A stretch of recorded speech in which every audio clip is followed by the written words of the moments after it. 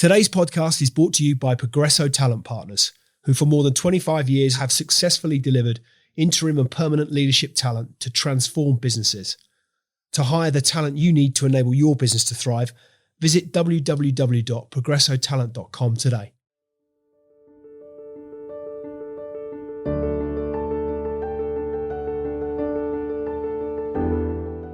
Jacobi Anstruther has been considered a leading innovator in the music industry for over 15 years. With a background in finance and an irrepressible entrepreneurial spirit, he is behind startups spanning technology, music, venues and record labels. With a clear vision and desire to instigate change in the music space by bringing live experiences to everyone, Jacobi became obsessed with tackling music compression and audio quality issues alongside neurological behaviour and human performance. It was in 2016, while building a music festival in California that would blend music and social change with audio quality at its heart, that he was introduced to the two key engineers behind Iris Technologies Limited. Instantly blown away by the superior audio experience and their unique understanding of the neurological effects of sensory input stimuli, he began to build a business model focused on hacking the nervous system to improve human performance and quality of experience, looking to solve the many issues found with digital content. Today, Iris has been recognised as the most innovative steps forward in audio and human performance in over 10 years. So what's the story behind the story? Without further ado, let's get into it.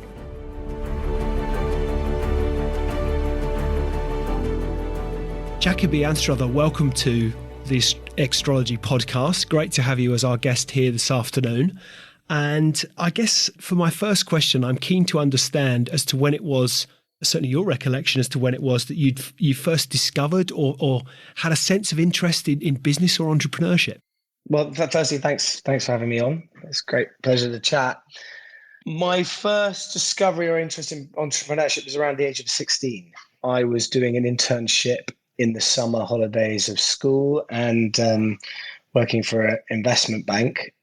And I just sort of realized that I see things and have ideas and I wanted to chase one. So the first thing I did was build a cost-cutting firm for private investment banks. I saw a lot of wastage in the industry. It was, early 2000s, 2005, 2006. There was a lot, even earlier than that. But there was a lot of wastage in the industry at the time. We were making a lot of money and I saw an opportunity to bulk buy utilities, insurance, stationery, not a sexy business, but one that I thought we could make some money out of. And I started chasing that dream and it sort of snowballed and built some momentum and it sort of stopped me going to university and made me continue down this path of being a serial entrepreneur, I guess. And do you think that's that whole debate around kind of nature, nurture? It was instinctively something inherent within. Do you think that you just saw an opportunity and felt that was something that you needed to pursue? Yeah, I think it was just in my DNA. I think I've always been a bit of a problem solver. I'm definitely not the smartest guy in the room, but I do have ideas and I see things and I like to piece them together like a jigsaw puzzle, whether that's the right people, the right minds, the right ideas. And I get a lot of pleasure out of that sort of building process. And I quickly realized that my path was not going to be sitting at Edinburgh University, which is where I'd applied for, sort of doing a few lectures a week and then smoking weed and playing computer games. I didn't really have the mind that could deal with that. I don't sleep much. I can't sit still for long. This podcast will be keeping me in one spot for a decent amount of time, but otherwise it's quite hard to do. And I just knew that I wasn't cut out for that and I wanted to get going. And I think, like, I've spoken to many entrepreneurs. I think, like many entrepreneurs, how well that first business went was a challenge. I think you and I had this conversation before that it can be a bit of a curse to be successful with your first one out the gate because it's never quite that easy again. But it definitely gave me the bug, let's say. What do you think you learned from that first experience? Not a lot. If I'm honest. I mean, I learned how to build a business. I learned how to do an Excel and build a P&L and all of those things. But generally speaking, I haven't learned a huge amount from the success to bring me here today. I've learned a hell of a lot more from the challenges and the, I don't like the word failures because they will teach you a lesson, but the challenges, as I say. So where did you go from there? So you 60, was it 19, am I right, in thinking that you sold that? You sold that business. What was the journey from there? I actually then went on a bit of a whim. I decided I wanted to learn to play polo. and I flew out to Argentina, and I sat on a spit and sawdust ranch in the middle of nowhere in a place called Gualeguaychú. And I trained to play polo for about 6 months, and then I got picked up by a team and played around for a bit and enjoyed that, and then realised it was time to come back to the UK and work again. At which point, I actually set my first restaurant up, which was a restaurant in Knightsbridge in London. It was a Pan-Asian restaurant called Nozomi that was hugely successful. Actually, it was really exciting, a lot of fun. I was young. It was a real sort of live atmosphere, party, drinking. We were best restaurant in London for 3 years in a row in the London Bar and Club Awards, and we had a lot of success and a lot of fun. And that restaurant actually ran for 12 years. I didn't stay involved for anything like that time when we franchised to the Middle East and then to Crete and a few other countries. And I got out after about a year and a half, 2 years. Wanted to go and do something else. Sort of got tired by that constant entertainment lifestyle. But it is a wonderful business to do and learn and build, because with the restaurant industry, you have so many moving parts, and there are so many things that are out of your control. You know, the weather, the price of goods, staffing. You know, there really is a challenge as a business. So that really was, although a great success, there were many bumps in the road that really taught me a lot about how you can't control everything, because you really can't in that industry. And then sometimes you just hit a sweet spot and you become a fad, and things go really well. And we were lucky like that. And imagine as well, it's to your point around the nature of the life. Relentless is the word that always springs to mind when I think about what it is that's required to run a restaurant, because it's just unforgiving, right? It's just a constant churn. A constant going. You have a good week and then that's all written off and you have to go again. You don't work as hard as the chefs. Right. Those guys, I have such respect for chefs. I mean, the hours those guys do. And then those hot, tight, sweaty kitchens. I mean, I wouldn't wish it on anyone, but those guys really do work. But yeah, it is a relentless industry. And as I say, you're affected by everything, whether there's a holiday, whether there's a macro event, whatever it may be. And so you're just constantly churning. And, you might see why quite a lot of them drink quite a lot, because it's high stress. So am I right in thinking that the next leg on the journey was a foray into the music industry? Is that correct? Not yet. No, right. No, that came a little later. I then set up an advertising and marketing business called Magnum, and we did really well as well. To start with, it was a bull market, and we were doing luxury advertising and marketing for companies like Eurocopter and Yves Saint Laurent and Soprinia, which is the restaurants and the caviar, and some really good brands. And we grew very quickly out of nothing. Fell apart in 2008 when the world fell apart. Advertising budgets, especially in the luxury market, were the first things to go. And that was probably the first real lesson from being an entrepreneur I learned, having to go through an administration, go into insolvency, having to run that process, look after my staff. It was just before Christmas that actually we realized that we weren't going to be able to continue. So it was really important to me to make sure that our staff got their final Christmas paycheck and all of that stuff. So we learned a lot there, and it hit very hard. So it was a challenging moment in my career, but a lot of lessons learned, as I say. Yeah. I'd imagine psychologically, as much as anything else, that when you've been through quite a meteoric rise, I know we touched on this before, didn't we? I think I used the phrase that there was a feeling I might have been bulletproof. I think it's ego, isn't it? Yeah, that's probably the better phrase. It's the ego that really hurts. I was being kind. It's the ego that bruises, right? Especially at a younger age. Well, as a young age, I think at any age, as a businessman, we define so much of ourselves on our careers. Businessman, businesswoman, and it becomes such an important part to our existence, our self-confidence, our how we conduct ourselves outside of that business comes from how things are going back at the office, when that is the center of your universe, which it has been for me, still is for me, I guess. And therefore it's a very difficult thing to do. And I later in life, I actually was lucky enough to meet a wonderful life coach to work on me to really try and bring a bit more balance into not just my life, but also my self-worth and how you build that out so that you don't pin all on something that can't be fully in your control and could go wrong and could be a house of cards at any point. And therefore, you can still be standing at the end of it. So where did the music industry come in? I want to bring us into Iris and the discovery of sound. Yeah, so to bring us into closer to the real debt, I I later on after that, I built a number of restaurants again, and one Okay. of those had a club underneath, and I started becoming more and more passionate about music, electronic music. I spent a lot of misspent summers in Ibiza and what have you, and I started becoming very passionate about electronic music. I started DJing myself, then producing my music, built a record label. At the same time, I actually took a job in, while I was doing that, I took a job in private equity. I started working for a company called Forbes Private Capital Partners, which was a spin out of Guggenheim called G2. And we were building credit funds. And I really did that, private equity, building credit, asset-backed credit. I did that too. I wanted to understand the other side of business. I really wanted to understand how an investor looks at business. If I was to go and build my next big thing, I wanted to sort of sit on that side of the table for a while. And during that process was really where I firstly fell in love with SaaS as a business model, which is what Iris is, software as a service, enterprise selling, and the wonderful scalability of those kind of businesses and the valuations you can create with sticky, long contracts with blue chip companies.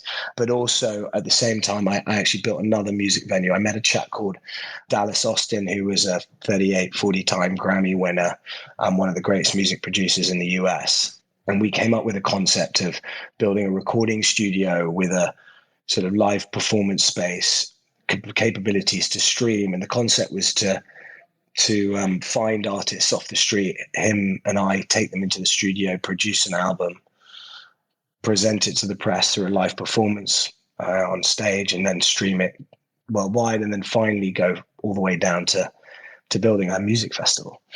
And the idea was we could take someone from zero to hero through the whole journey and own that journey through this venue and then a festival. And at the same time, in parallel, my music career was as a DJ was sort of completely by accident blowing up, and we were signing big deals with the biggest clubs and festivals around the world and touring South America and doing all of this sort of fun stuff.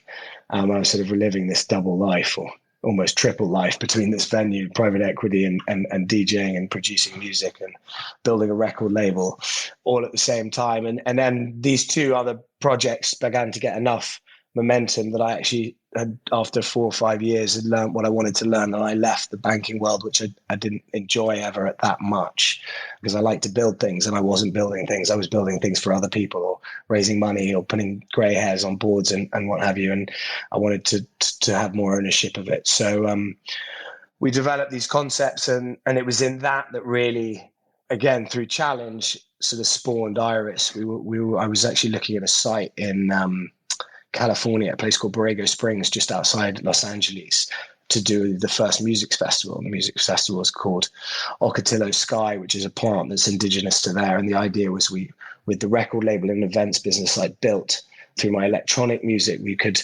take artists and stages around cities and other festivals and pop them up. And the idea is we'd have 4 tribes, and once a year these guys would come together with their different cultures around music, food, sustainability, wellness, health, etc. And they'd all have a day to present their belief systems. And so we decided to build this festival, and it was with Dallas and all of the guys from the project in London, and sort of combining the two businesses and skill sets.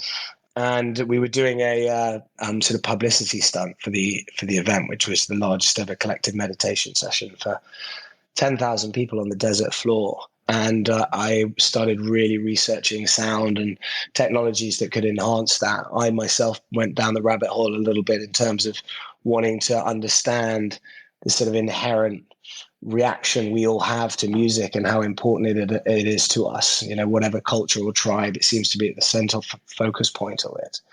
It makes us laugh, cry, sleep, focus, etc., etc. And why was that? So I really started to look at specialists who were looking at neuroplasticity, sensory input stimuli, how everything is frequency, we are all frequency, and how that affects us physiologically and neurologically.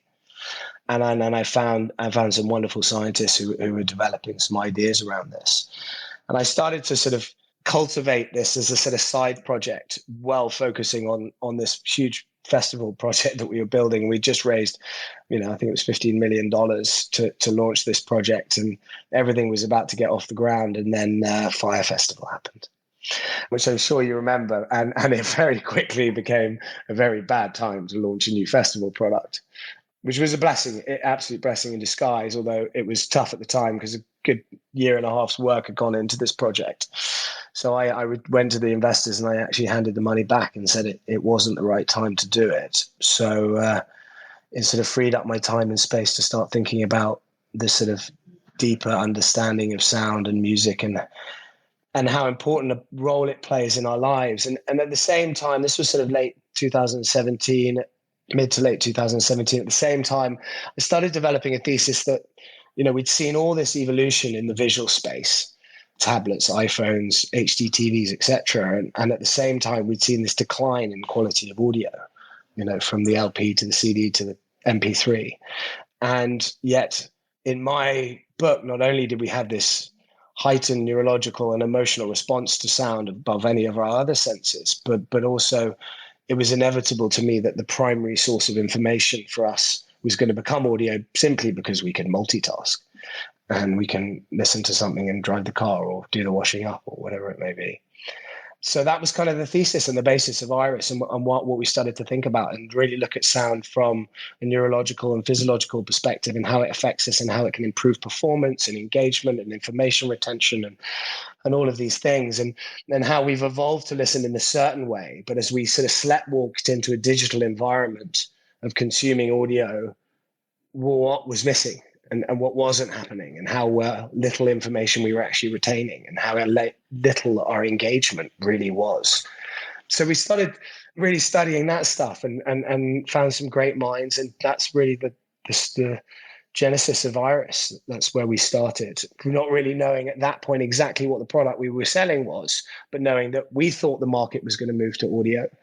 And it did, quicker than we expected. In 2019, we saw the boom of podcasts. In December 2019, I think Spotify spent over $1 billion buying 4 podcast companies. We then went into lockdown, into COVID, remote working, remote learning all became a huge thing. And we became more and more reliant on audio as sort of our primary source of information, as I said earlier. And, we didn't have a crystal ball. We just had a bit of logic and a nice idea, and the market very much moved towards us. And now what we do is we provide solutions for our various interactions with audio, and our primary product and our first product to market and for us to really get behind is the Clarity product, which is a communications tool that we actually originally developed with our partnership with the Aston Martin Red Bull Racing Formula One team. We partnered up with them originally to start looking at flow state and improving the driver's performance in high pressure, high intense environments through driver training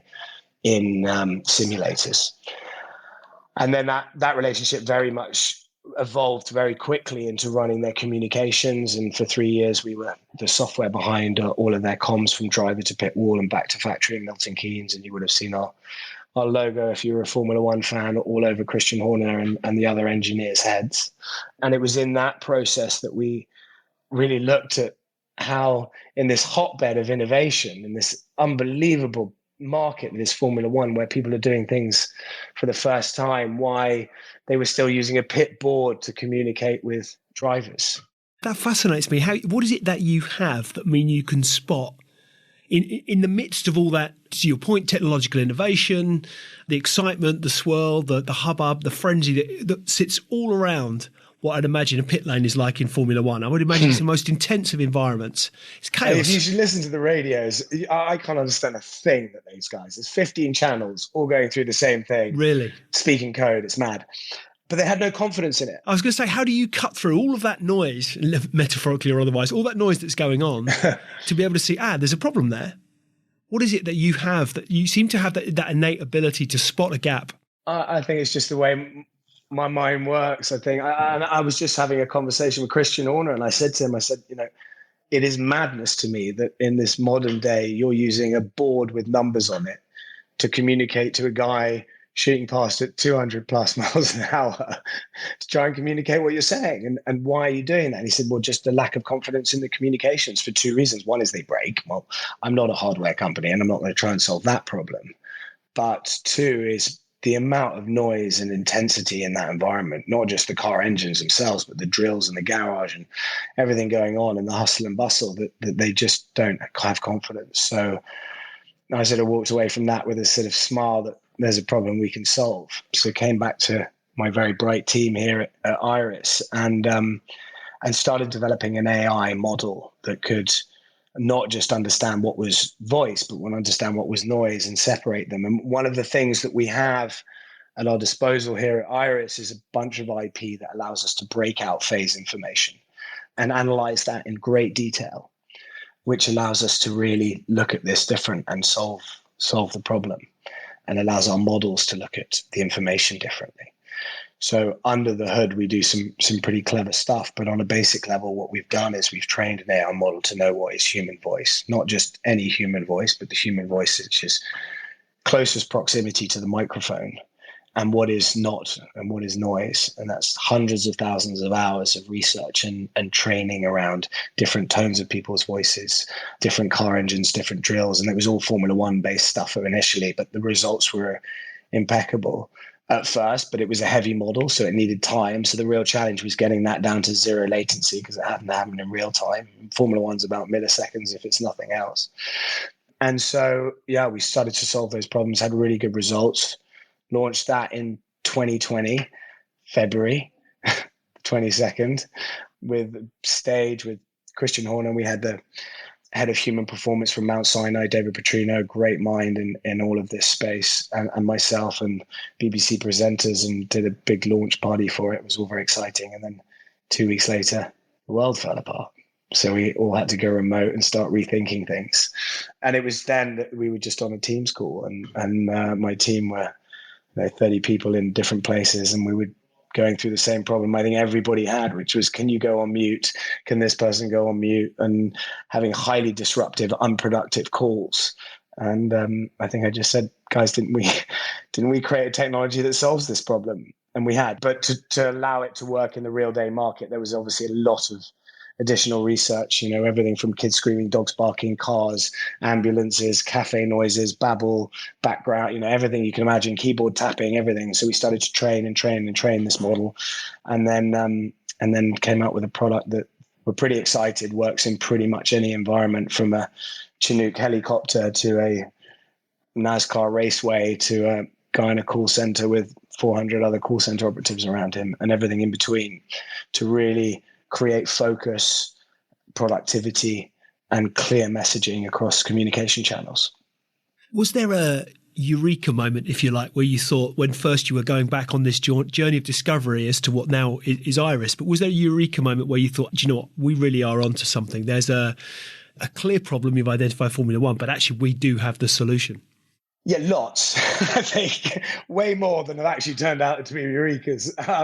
I think you do. You have eureka moments that you've solved a problem, but it's not just solving a problem. It has to be a big problem. It has to be a problem that lots of people have. And I think, there's some really clever stuff that we do here, and the team solve here, increasing neurological response to listening to a song or a podcast, increasing emotional response, engagement, all of those stuff. They're quite esoteric problems to solve. And although to us, very close to it, it's very exciting, and particularly to the engineers, of what we can do and how we can change the brain state just by putting in a bit of software in the conversation we're having now here today, doesn't mean someone's going to buy it. Whereas with what happened with the pandemic, and this, as I said earlier, becoming everybody's problem, I think I haven't met anybody who wasn't frustrated with trying to do business on these environments where people are working from home. Not everybody has a quiet room or their own office, or in their house. Then it's bed shares and what have you, and having to deal with that environment while trying to stay on top of your work was a real challenge. And therefore everybody can empathize with the problem. And then from empathy you build real ROI and business case and value. And when you can prove that it costs very little but saves you very much, which is, in the call center spaces, because it's all about scale and matrix and how many calls you can make a day and the level of success and how many successful calls and length of call time, and all of these data points are so important because it's so scaled. We can really prove out the value there at a very low cost relative to the amount of saving. Is there to your point around earlier, you made reference to flow state, and you'll have to forgive my lack of understanding as to the kind of biomechanics of all of this, how our hearing truly works. But is there, in terms of optimizing performance, say in an area like Formula One, where optimizing performance, as you say, it comes down to milliseconds. Do we engage flow state in different ways? Is it a uniquely individual thing, or are there certain frequencies that I'm just keen to understand how you tap into high performance, if you like, with such a smart product? There are a lot of guys studying frequency out there, and I'm not going to put an opinion on it one way or the other, but there are people that believe that certain frequency tones have certain reactions to certain people, and that may well be the case. Not what we're trying to do. We don't manipulate frequency at all. We work in the domain of phase information. So flow state is a neurological response that you receive when you are, well, there's a number of different ways. I mean, a Formula One racing driver, when he loses sense of self and time and he's just in the zone and performing in his utmost ability, would be flow state. And I think it was Portugal 2 years ago that there was a wonderful clip of Lewis Hamilton who had come to the end of the race and he didn't realize, and he turned around on the radio and said, I could have gone on for another 2 hours. And he was just in the zone and he was just knocking out lap after lap, and everything else had just disappeared into the background. And that's a sort of very romantic and lovely example of flow state. Flow state is also someone in deep meditation. It's a very similar neurological response. It's increased activity of the frontal left cortex. It's synchronicity between left and right hemisphere, and you're just in the zone. I think the misconception with meditation specifically is that you're quietening down the mind. You're not. You're actually quietening down the ego, but you're increasing neurological activity. It's a very healthy thing for your brain to do. I think we're seeing really interesting studies come out of Johns Hopkins University and Imperial College at the moment, who've just raised 200 million to study psilocybin to create neuroplasticity, to create a healthier brain, to rewire some of these pathways so that gets into a negative train of thought, which is what you're doing when you're meditating, or you're, and I guess playing a sport or doing a painting or, cooking or whatever your passion is. When you get into a state of flow, it's a form of meditation for you. And it definitely is from a neurological response. We started working on this with a chap called Professor Joydeep Bhattarama at Goldsmith University. He's one of the top neuroscientists there. And he works with a Professor Jasmine Tan, who is the head of flow there, PhD in flow. And she started seeing in some of our technologies an exact replica of someone in flow state just by listening through a certain algorithm. You mentioned earlier, pre-Iris, this vision of having 10,000 people in the desert meditating. At what point did meditation start to become part of your life, an integral part of your life? About 9-10 years ago, when I was still working in the world of private equity. I'm not a big sleeper. I don't need to be. I don't get tired. I just don't need much sleep. But I think when you don't sleep much, there can be some very lonely moments, 2, 3, 4 in the morning when the world is asleep. And I think without some form of work or techniques, the mind can run away with itself.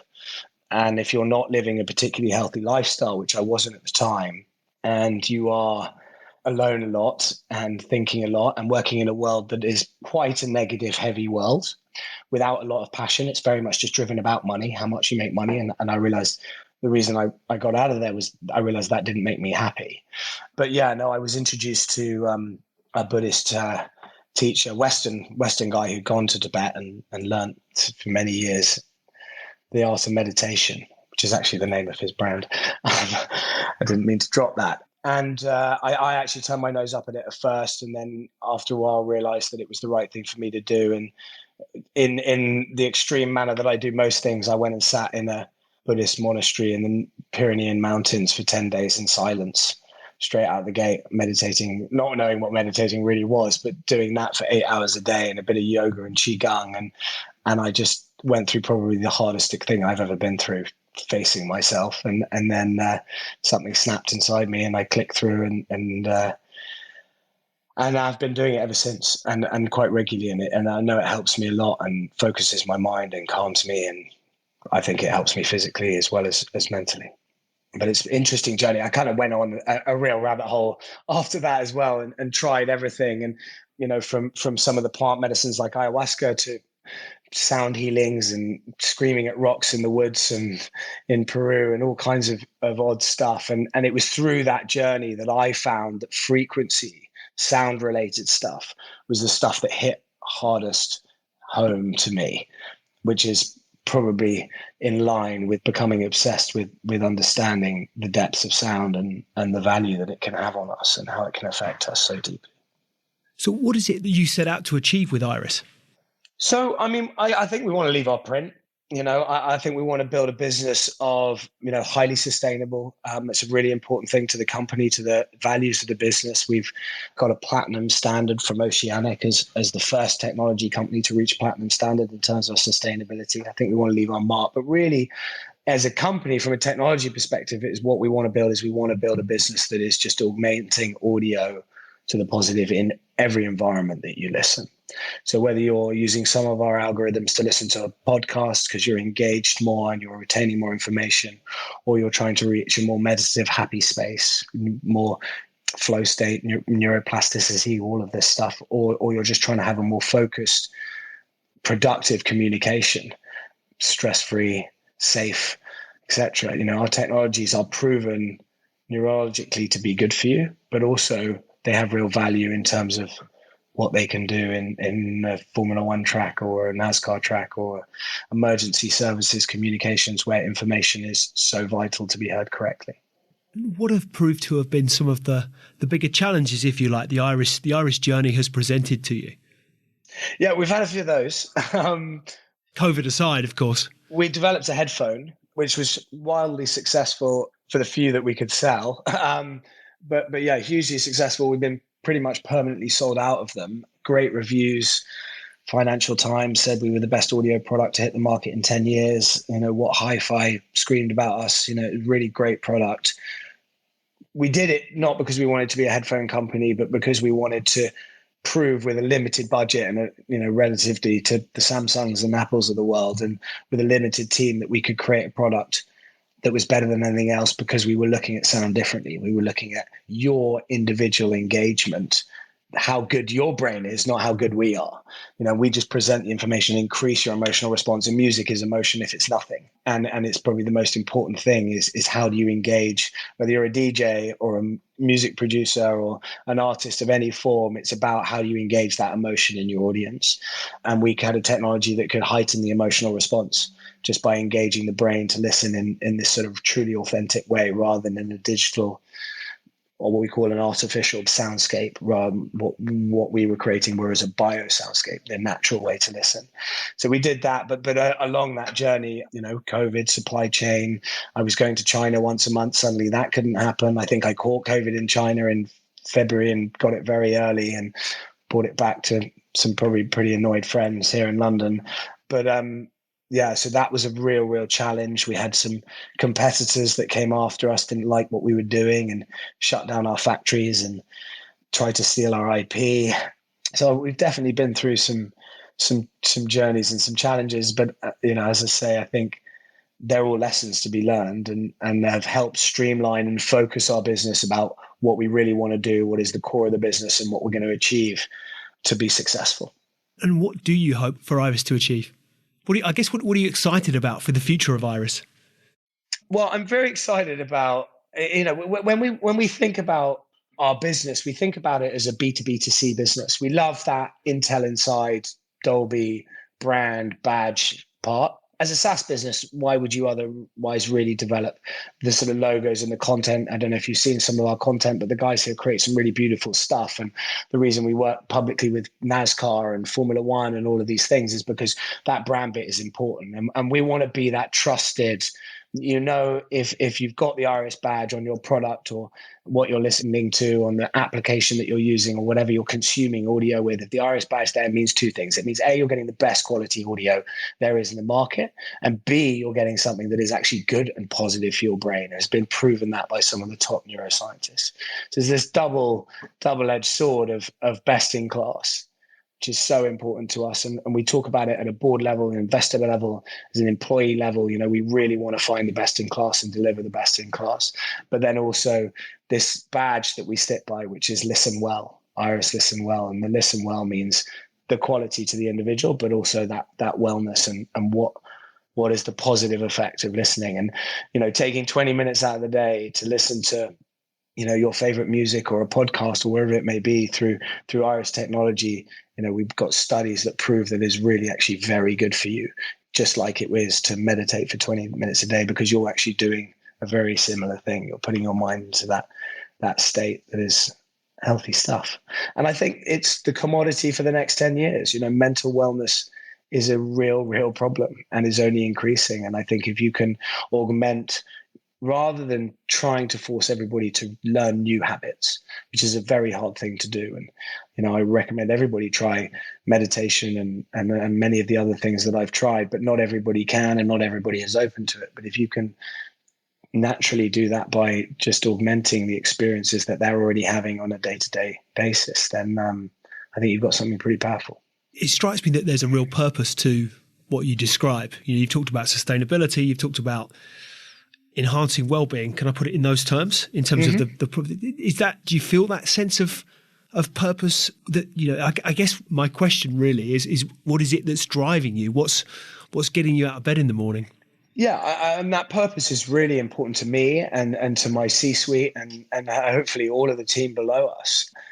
I think what we're trying to do is build a business that is sustainable, and it's sustainable from a business perspective, so that it can be sustainable and can create change. And you have to get the first one right first.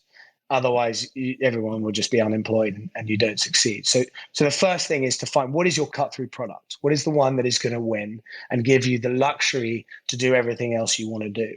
And we've got some big ideas and some amazing technologies, and actually in some of our technologies, some things are happening behind the scenes that we don't even talk about because we don't want to confuse the message at this stage. Right now, Iris Clarity solves a real life problem, and it is a problem that a number of companies have, and they can save a lot of money if they solve it.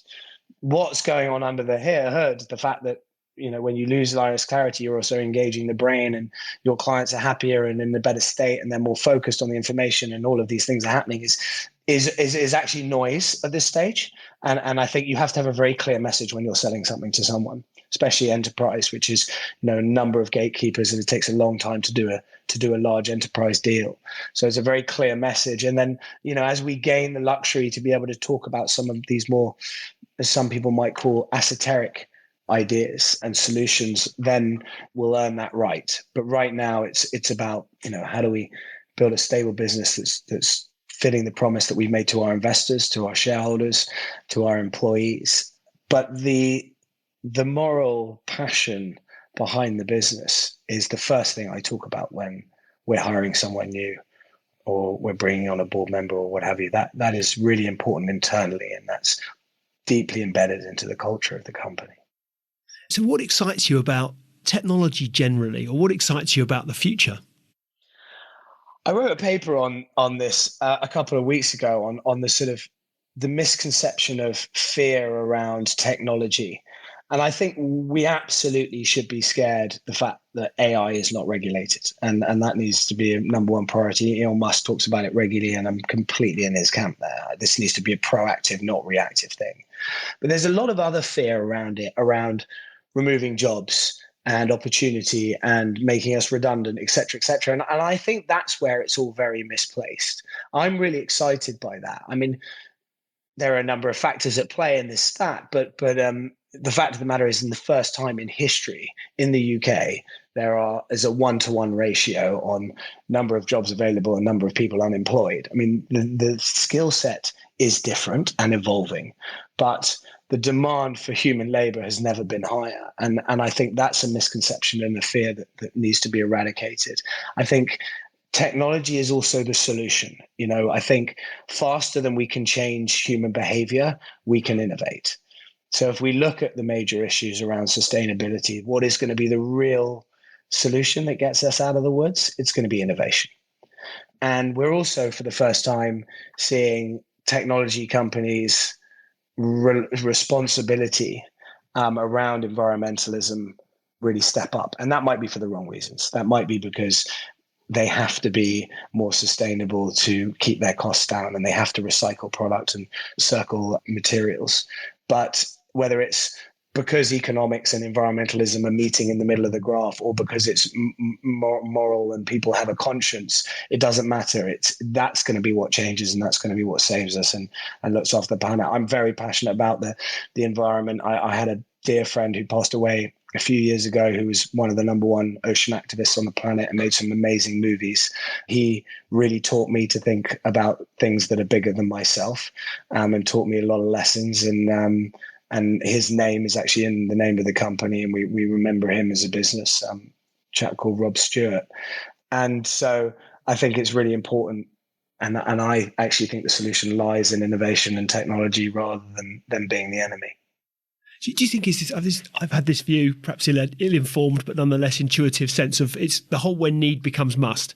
So I think for many of us, we've known for some time, we've known we've needed to make these changes. But until we get to a point, this is a broad sweeping statement when I'm making generalizations about but until we get to a point where that need becomes must, or we've no alternative. And my sense is that, certainly from a climate perspective, we're at that must point, right? We kind of, the science would tell us that we're there or thereabouts, that we now we must make changes, wholesale changes, fundamental changes. And I wonder if this period of history will be studied in much the same way as we might have studied the Industrial Revolution when we were kids at school. That when you're living through it, it's difficult necessarily to see the extent and pace of innovation because it's right in front of you, you're living through it. When you get a chance in decades to come to step back and reflect and think, my goodness, look what happened in that period. Look at the scale of innovation and pace of it and the huge change that, and I'm like you, I've great faith in the human ability to innovate, that we'll find a way because we're a race that will survive through finding a way. I believe, and that may be a naive perspective. I think you're absolutely right. And sometimes we're slightly late to the game. Yep. And I think we might be a little bit late, but I know in my business that when the pressure's on is when the real performance steps up. That's when the real guys put their head above the pulpit. And I know I perform better when under a little bit of pressure. Complacency never solved any problem.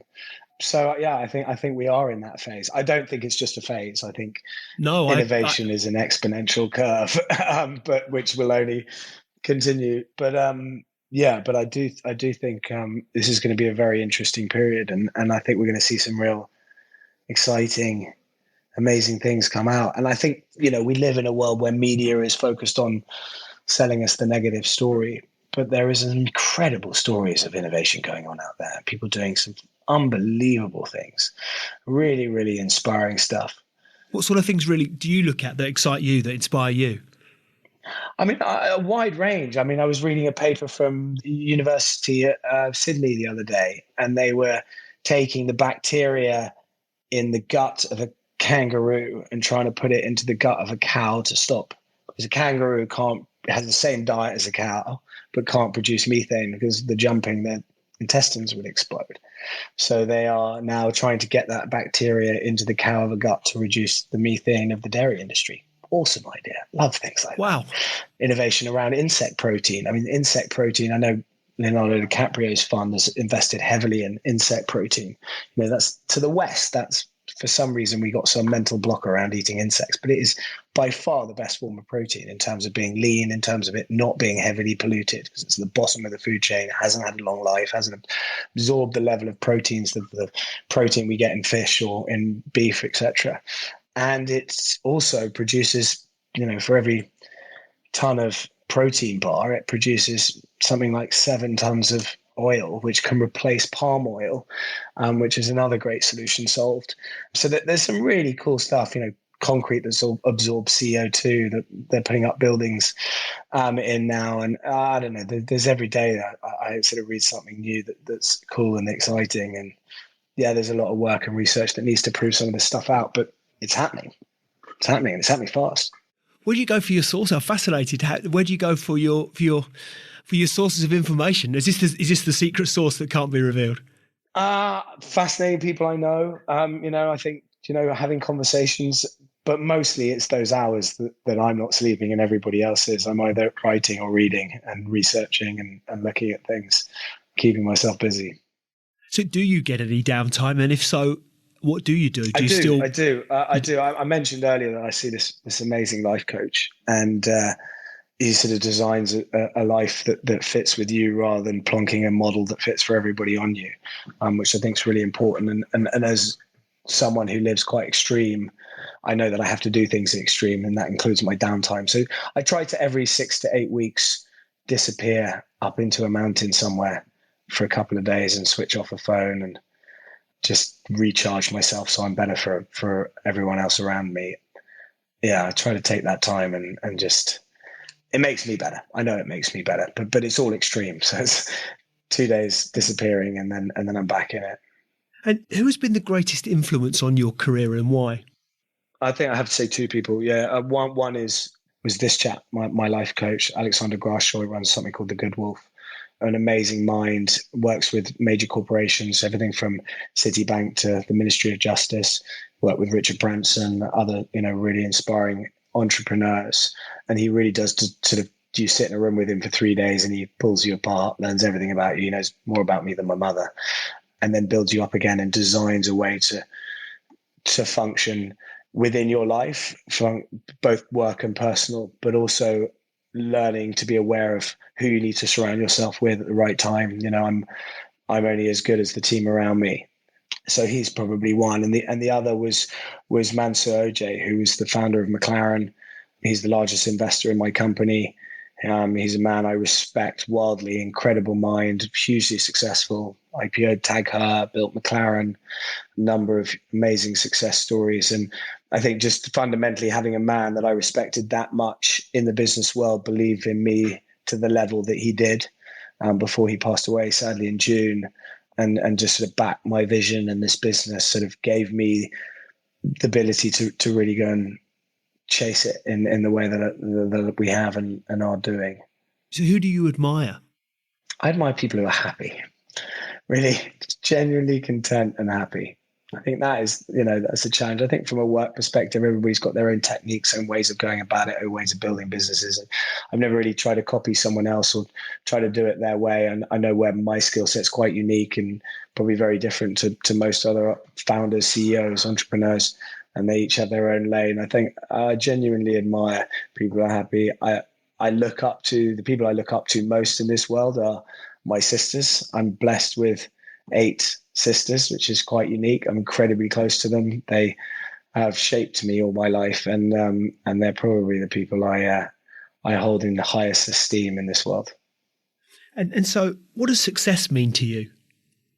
Good question. Don't really think about it. I really try not to. I mean, obviously, we have goals as a business, and we've got a 2-year plan and a 5-year plan, and what have you. But we talk about it a lot in the company as well. I really like being in the day and being on the journey. It's not like I'm trying to build this business to sell it or to necessarily IPO it. I'm enjoying, as long as we continue moving forward, as long as we continue building, as long as we continue innovating, doing new things, coming up with new ideas. I've just come off a fascinating call with one of our greatest minds within the business, who was mentor to the head scientist at the Hadron Collider, one of the greatest mathematical minds on the planet today. Eccentric man, just talking about new ideas and new things that he's been working on and technologies we want to bring to market. And I think as long as we're moving forward, we're successful. As long as we're growing, we're successful. And that's what I want to be. It's when we stop or when we're going backwards or we're downscaling, then I'm not happy. So if you were to look back, Jacobi, what advice would you give to 21-year-old you?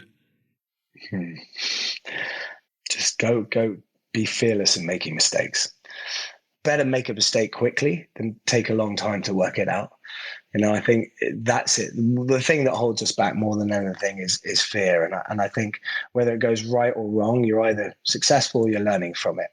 So I think the thing that, I would say to anybody starting up or anybody trying to do it is just remove that fear. Just do it, make the mistake. It's all gravy. It just really is. It's you've got to just go and do it. And it's those moments that I know in my experience that I've been shut down or a bit tightly wound or not wanting to take risks that I'm not moving forwards. You've got to keep moving forwards. So where can listeners go to find out more about Iris? Iris.audio. You'll hear all about our different technologies. You can see our headphones. You can hopefully buy them if we can get some stock out of China, and you can test the technologies, hear what we do. That's probably the best spot. Also on our Instagram and LinkedIn and Twitter accounts, they're all the same URLs. So. Well, certainly you've referenced some of them already today, but you've got a wonderful array of products and a wonderful, compelling proposition. And I think it's It's very exciting, and I think we can only wish you all the very best to continue success, and look forward to watching you continue to thrive. And it's a wonderful story. You talk about it with such passion; it's infectious. And I think, as I say, I've no doubt with the energy that you provide and the great talent and great talents around you to which you've referred, you're just going to go from strength to strength. I really appreciate you taking the time out to share with us some of your story this afternoon, and wish you and indeed all your colleagues at Iris continued success. I really appreciate it. Thank you for taking the time, and enjoyed our chat. And I hope we can have more in the future, because, it's been fun. I should love to do this again. You can be sure of it. We can grab a beer one day and just talk some more. I'd love to do it. Jacobi, thank you very much for your time, and all the very best for the future. Thank you. Take care.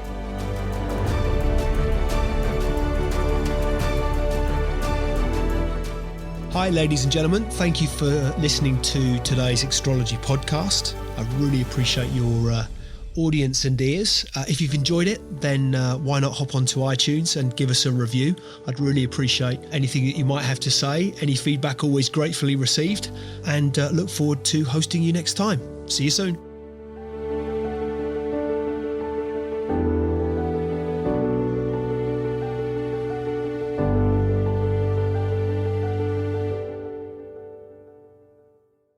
Just a reminder, today's podcast is brought to you by Progresso Talent Partners.